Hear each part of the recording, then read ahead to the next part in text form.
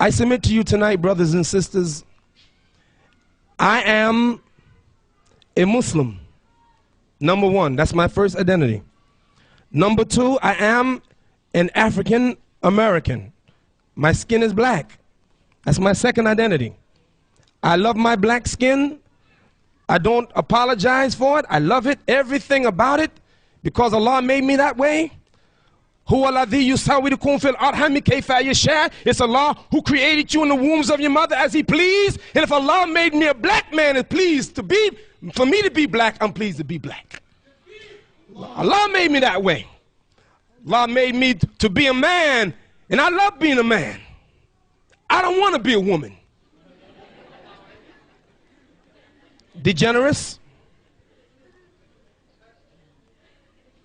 And every woman should be proud of what Allah made her to be, a beautiful woman. I don't want my wife to be like me. I love her exactly the way she is. She's a woman.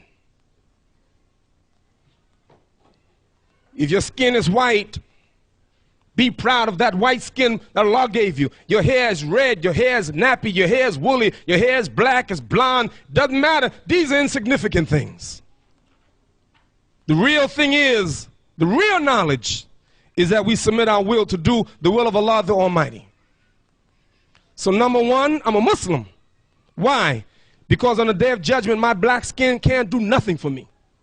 Your white skin can't do nothing for you. Your Arabic tongue can do nothing for you. Coming from America or coming from wherever you come from will do nothing for you on the day of judgment.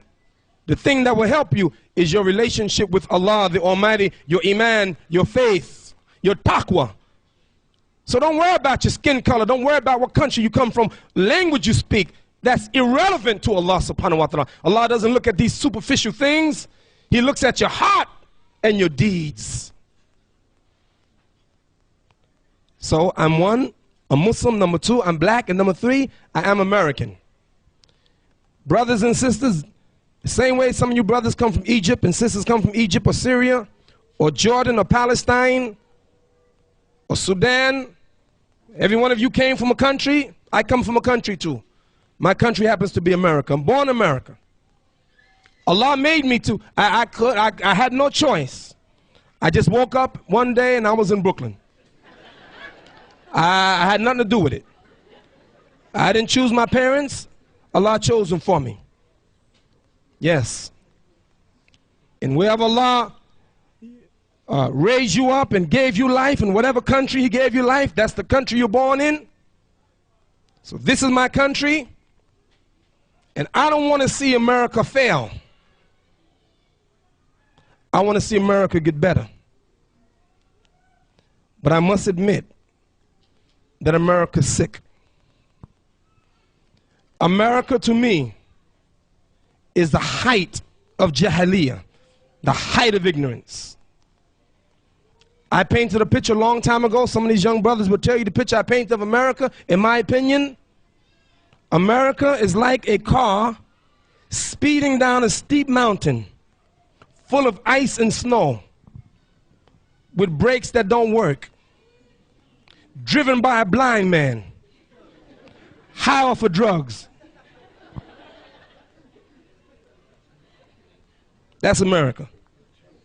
America, like a car speeding down a steep mountain full of ice and snow with brakes that don't work, driven by a blind man, high off of drugs. And the problem is, in the back seat is Ahmed.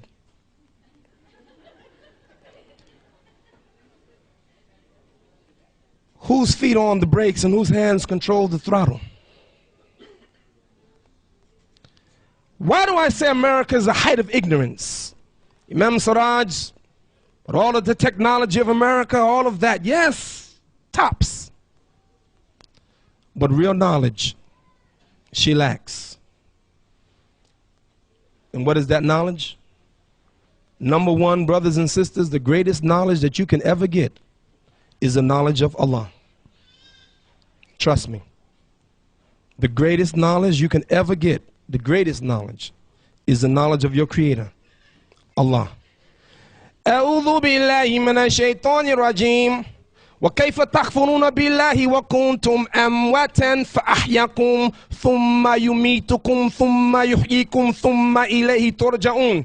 كيف تكفرون بالله وكنتم أمواتا فأحياكم ثم يميتكم ثم يحييكم ثم إليه ترجعون. How can you deny Allah when you were dead and He brought you to life? And then He will take you again, He will kill you and then bring you to life again, and then you have to return to Him.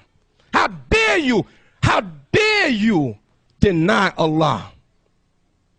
And let me tell you the lesson that I learned.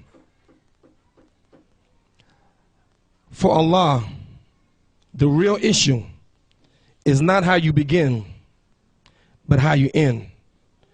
إنما الأعمال بالخواتيم كما قال رسول الله صلى الله عليه وسلم إنما الأعمال بالخواتيم بالخواتيم بالخواتيم. Your deeds shall be judged by your last deeds. By your what? Last deeds. By your what? Last deeds. You know why? So you can't take Allah for granted. Some people want to rest on their laurels. Oh yeah, I worked hard, I can retire now. I can sit down. But guess what? Prophet Muhammad, peace and blessing be upon him, never retired. He died on the post. Abu Bakr never retired. He died on the post. Umar never retired. He died on the post. Uthman never retired. He died on the post. Ali never retired. He died on the post. What about you? You going to now retire from Islam? Well, I've been working 50 years, so I can retire now. Shut up.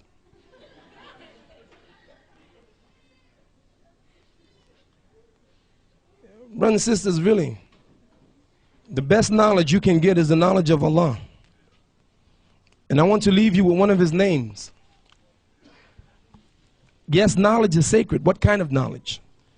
And you make sure that you don't be ignorant to the real knowledge and then get the superficial knowledge that can't help you on the day of judgment. Because even if you're a mathematician, by being a mathematician will not get you into Jannah, not get you into paradise. Don't get me wrong, don't say Imam Siraj is teaching against secular knowledge. No, I'm not.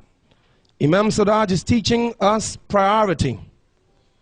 Make sure you get the right knowledge first. And the most important and significant knowledge is the knowledge of Allah. Once you have that, then you can put everything else in perspective. One of the brothers from New York, alhamdulillah, made Hajj. Sheikh Rafiq, he's the principal of the school, the Muslim school under which my children go to. And by the way, brothers and sisters, in case you didn't know it, there are 17 full-time Muslim schools in New York City. But don't get excited, because those 17 full-time Muslim schools only accommodate less than 1% of the Muslim youth. So even though 17 appears to be a lot, it's really insignificant according to what we need. But this school, Islamic Elementary School, Sheikh Rafiq is the principal. He went to make Hajj. He was at JFK Airport the day on the way to go to Jeddah, and he had in his briefcase $15,000 in cash. And he put the briefcase standing up on the line, ticket counter. He put the briefcase between his legs. He says, Imam, I turned 1 second and I looked, it was gone. $15,000 cash stolen.